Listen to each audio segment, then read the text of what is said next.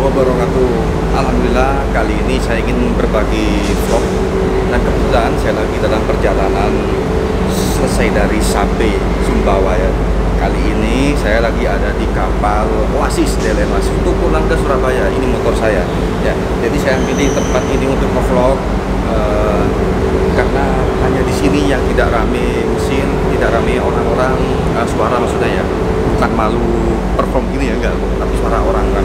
Dan juga di lantai 3 itu ada banyak musik ya yang berkacita. So, jadi saya memilih tempat ini untuk nge-vlog. Maaf kalau hanya tampilannya dek kapal ya, karena lagi ada di kapal. Oke, to the point aja. Saya ingin menceritakan pengalaman saya berkendara di Sumbawa. Mantap ya, lintas Sumbawa dari Pelabuhan Kototanu sampai ke Pelabuhan Sape, 0 km Sape ya. Rencana sih saya memang mau ke Flores, cuman karena jadwal kapalnya sangat lama, penyeberangannya lama 8 jam, dan jadwal available kapalnya juga lama, jadi saya putuskan untuk mungkin next time insya Allah akan balik lagi lewat langsung dari Pangkalan, dari Surabaya langsung ke Pelabuhan Badas, Sumbawa Besar untuk menuju ke Sape dan langsung nyebrang ke Flores. Insya Allah next time, itu saya rencanakan memang. So, sesuai dengan judul, tips berkendara riding malam hari, solo riding atau touring bareng di lintas Sumbawa. Jadi cerita ini berdasarkan pengalaman pribadi saya, bukan katanya ya, diamini juga oleh beberapa riders lokal dari Sumbawa, dari Dompu, ada dari Bima, dari Sumbawa Besar juga ya, dan dari Taliwang ya. Mereka mengamini apa yang pengalaman saya. Jadi begini teman-teman, untuk riding malam hari, solo riding itu di sana insya Allah saya jamin, insya Allah ya 97% aman ya, dari begal maksudnya ya. Yang perlu dijadikan perhatikan itu adalah hewannya, hewan ternak teman-teman. Jadi saya sih terus terang ya, hampir kecelakaan pakai motor ini. Nah, motor ini berat, saya triple box, muatan berat. Ketika jalanan di Sumbawa, perlu kalian ketahui itu banyak urusan, terus tikungannya kayak di Pacitan ya, Ponorogo Pacitan dulu. So jadi ketika menemukan lurusan, kita enak banget tuh. Jauh loh ya, dari jarak Kototanu, Pelabuhan Kototanu ke Pelabuhan Sape itu jauh banget, sekitar Surabaya Temanggung kurang lebih ya, Surabaya Jogja Temanggung kurang lebih.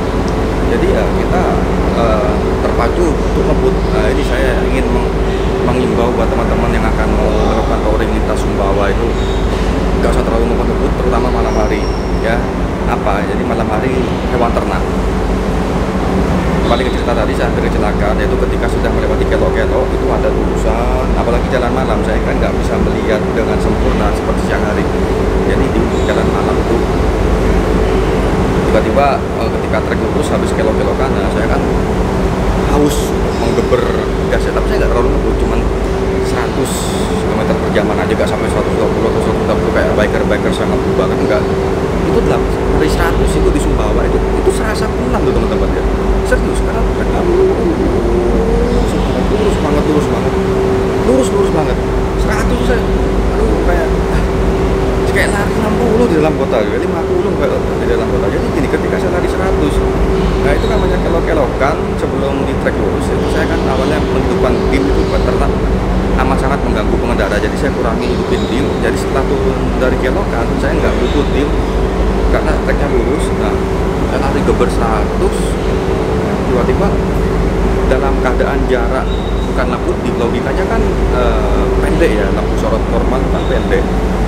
Tiba-tiba ada sapi, gerombolan sapi nyebrang sekitar, saya itu nggak salah 20 lebih ya, 10 lebih lah intinya gitu ya, banyak banget nyebrang dalam keadaan kecepatan 100, motor box berat begini, triple box, combo, terus kemudian ada sapi, jaraknya dekat. Karena apa? Logikanya saya tidak pakai lampu dim, saya pakai lampu biasa, lampu senja biasa, lampu biasa ya, lampu itu. Gimana caranya saya dalam kecepatan 100 itu langsung ngerem mendadak. Kalau saya langsung ngerem injek atau nekan rem itu pasti akan break lock. Nah, motor saya kan desain tahun 2012, belum ada sistem ABS seperti Vario terbaru atau di X-Max, N-Max terbaru, belum ada break lock. Jadi saya dari gigi 5 itu langsung gimana caranya langsung turun ke gigi 1 dan rem. Jadi ya bayangkan dari 100 itu saya hanya sekitar nggak sampai 1 meter dari sapi baru bisa berhenti total ya. Perlu kalian ketahui kalau kendaraan berat itu ya, itu pengeremannya lebih lama. Nah, Nah, makanya kenapa motor cc besar itu remnya itu kan ya double kaliper atau remnya yang wah apa dah. Mereka memang sudah mengkalkulasikan ini kan motor standar sebenarnya, motor laki untuk kota atau jarak menengah lah ya, bukan triple box begini. Jadi ketika ada pengereman dan kenceng, ya dia butuh momentum waktu yang lebih lama untuk bisa berhenti dengan sempurna. Ya, yang pertama itu ya hewan ternak. Sorry kalau vlog saya ini agak sedikit bertele-tele karena sekalian juga saya menceritakan pengalaman saya ya. Jadi yang pertama hewan ternak, yang kedua sama juga hewan-hewan juga seperti anjing dan lain-lain. Yang ketiga ini udahlah, saya yang hewan-hewan itu masukin dalam satu kategori aja ya. Ya hewan-hewan yang pertama ya, sama aja malam, siang, sore itu ada anjing, ada sapi, ada kambing ya. Jadi mereka tuh gak lihat malam, gak lihat siang, tetap mereka nyebrang cari makan di savananya. Tapi lebih bahaya malam hari karena kita tidak bisa melihat. Kalau di siang hari kita bisa melihat dari kejauhan, tapi tetap waspada karena mereka tiba-tiba tuh guruk nyebrang ya. Oke, satu hewan. Yang kedua, ketika kalian keluar dari Sumbawa Besar memasuki Dompu, itu saya tuh heran ya, kenapa ya banyak sekali orang Dompu itu gak pakai lampu belakang. Ini mungkin masukan buat Polres di Dompu, Pemda di Dompu ya. Kenapa? Saya bingung sekali. Ada motor plat merah, motor dinas kan, berarti kan motornya masih baru, Supra GTR.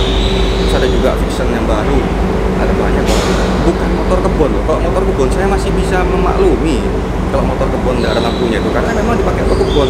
Nah itu motor baru tuh ada lampunya, apalagi dalam kota. Trek-trekannya itu aku ngeri loh, agak gelap ya. Trek-trekannya tuh ngeri loh beneran ya. Di dalam kota tuh bisa trek-trekan itu kontraction sana mungkin kurang tegas atau mungkin kurang sosialisasi, saya juga paham. Beberapa kali saya hampir kecelakaan karena ada orang pengendara gak ada lampunya, lampu belakang itu. Di dalam kotanya pun juga sama, lampu depan gak ada, lampu belakang gak ada. Itu hampir saya kalau dikalkulasikan itu 60% ya anak-anak mudanya ya. Orang tuanya pun juga, bapak-bapaknya juga banyak saya lihat. Saya bertanya kenapa kok sampai dibiarkan gak ada lampu belakangnya gitu ya. Mungkin Polres sana nggak tertib tilang, mungkin saya bisa pernah, mohon maaf kalau saya salah menilai, karena memang ya pengalaman saya dan pengalaman teman-teman yang datang ke Dompu hampir kecelakaan karena lampu, beneran serius. Mohon tolong dijadikan masukan untuk Polres Dompu ya. Itu masalah lampu ya malam, ketika rating malam hari itu tolong diperhatikan teman-teman yang motoring. Ini sama berbahayanya seperti domba nyebrang atau sapi nyebrang, karena ya motor gak ada lampunya tuh kayak orang bodoh amat tuh, kayak orang stupid tiba-tiba nyebrang ini. Lah bayangin kalau kita lagi speed tinggi motor berat, apa nggak kaget? Mereka bisa lihat kita. Ya saya sih kan sering bersepeda malam hari, sepeda panjang. Saya melihat mereka, saya melihat pengendara lain normal meskipun dalam keadaan tetap. Tapi orang lain kan nggak melihat kita yang nggak ada lampunya atau nggak ada lampu pantulnya gitu loh. Ya udah, itu berarti nomor 2 itu wah ngeri banget itu. Bagi saya itu ngeri banget motor nggak ada lampunya. Kemudian yang ketiga, pom bensin teman-teman. Buat kalian yang baru pertama melintas Sumbawa, saya sudah sedikit memetakan dari Pelabuhan Pototano sampai ke Pelabuhan Sape sejauh 300 sekian kilometer. Itu pom bensin bisa dihitung. Yang pertama, ya mungkin pom bensin itu hanya dari kota-kota ya, yang di perbatasan. Jadi gini, Taliwang ada, tapi kita kan nggak lewat Taliwang. Tapi kemarin saya lewat Taliwang, mampir ke teman ya.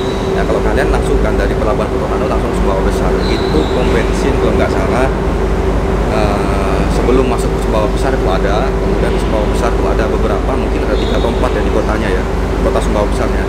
Jadi jarak dari Pototano ke Sumbawa Besar itu sekitar 1,5 jam atau 2 jam ya. Seret itu kalian kalau masih pakai motor bebek full dari Lombok masih bisa. Kalau motor laki 17 liter masih bisa ke Sumbawa Besar. Kemudian dari Sumbawa Besar ke Dompu itu jauh ya. Itu savana ya, savana banget, jauh, banyak terusnya. Saya sarankan kalian ngefullkan dari Sumbawa Besar. Apalagi kalau motor kalian bebek ya, udah fullkan aja meskipun tinggal Sumbawa. Karena baru ada pom bensin setelah lepas Sumbawa Besar itu sebelum masuk kota Dompu. Jauh banget, Sumbawa Besar ke Dompu itu sekitar 4 jam teman-teman, kurang lebih ya. Mungkin santainya 5 jam, kalau cepat 3,5 sampai 4 jam ya normalnya itu ya. Oke, kemudian mau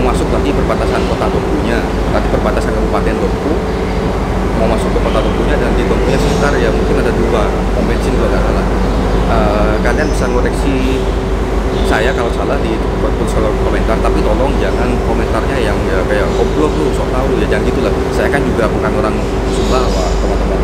Saya hanya ingin memberikan gambaran untuk teman-teman yang akan riding di Sumbawa. Ya, kalau mau info yang valid, detail 100% benar dari saya bukan orang Pemdal, saya bukan orang Pemprov NTB. Nah, paling nggak gambaran lah, kalian bisa tahu ya kan, pom bensin itu hanya ada sekian, kalian harus bisa mengkalkulasikan jumlah bensin kalian itu harus berapa lama ya. Kalian bisa dari data ini, data ya yang saya kasih, kalian bisa mengkalkulasikan kapan harus mengisi, kapan harus gas full ya kan. Tidak, itu aja gambaran kasarnya aja, bukan detail. Nah, kemudian lepas dari Dompu itu gak ada pom bensin, terus sampai ke Bima ya, sampai masuk ke kota Bima. Nah, itu ada pertigaan yang kalau ke kanan kita akan menuju ke Sapi, Pelabuhan Sapi, kalau lurus kita akan ke Bima.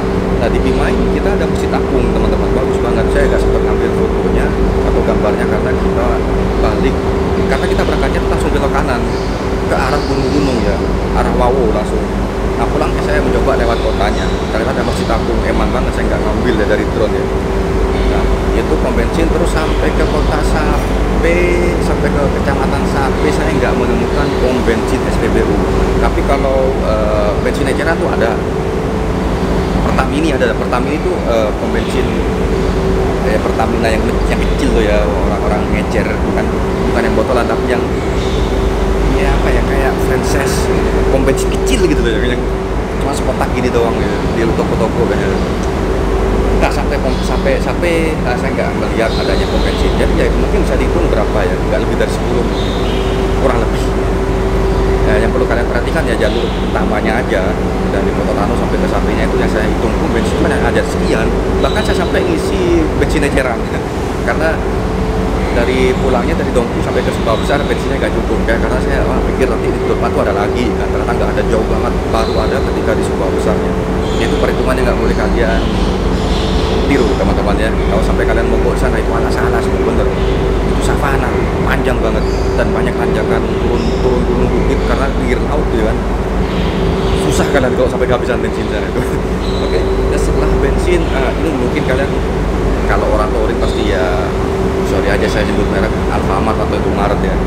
Di sini hanya banyak di Sumbawa Besar. Dari Kota Tano ada satu Indomaret, Alfamart, dan terus ada 1, 2, habis itu nggak ada, terus sampai ke Sumbawa Besar. Nah, Sumbawa Besar itu lumayan banyak ya. Ada beberapa, tapi bisa dihitung pakai jari. Nah, selepas dari Sumbawa Besar ini sampai ke hampir masuk Kota Dompu, itu baru ada Alfamart 1. Dari Kota Dompu nggak ada, saya nggak menemukan Kota Dompu sampai ke hampir masuk Kota Bima.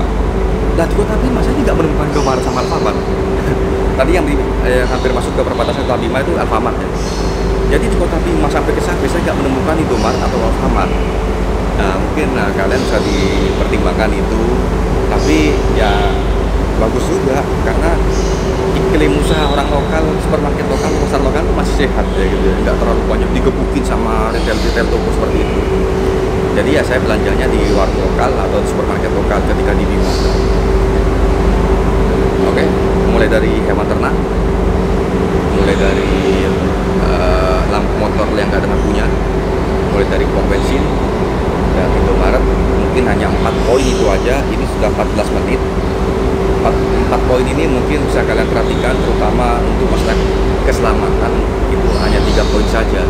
Hewan ternak yang sering menyeberang, yang kemudian yang kedua pom bensin, kalian harus full, udah full aja, gak rugi kok, kan dipakai kalian sendiri kan. Yang ketiga ini orang motoran gak pakai lampu. Kalau motor saya sih hanya ngefullin 2 kali ya, dari Lombok sampai pulang lagi ke sini ngefullin 2 kali. Nah, sisanya sih ya hanya ngisi doang ya. Jadi Vision tahun 2012, Vision Gold, triple top, saya boncengan, tapi saya yang full nyetir. Atau ya saya enggak, cuma habis 2 full aja. Nah, mungkin itu dulu beberapa tips yang ingin saya sampaikan untuk kalian yang akan melakukan solo riding ke lintas Sumbawa, solo riding kayak atau touring gabungan sih atau touring group ya sama aja sih. Tolong diperhatikan hewan ternaknya dan bensinnya. Terima kasih sudah nonton video ini, semoga video ini bermanfaat. Dan jika video ini bermanfaat, silahkan monggo di-share buat teman-teman biker sekalian yang akan melakukan touring serupa lintas Sumbawa. Sampai jumpa di video berikutnya. Assalamualaikum warahmatullahi wabarakatuh.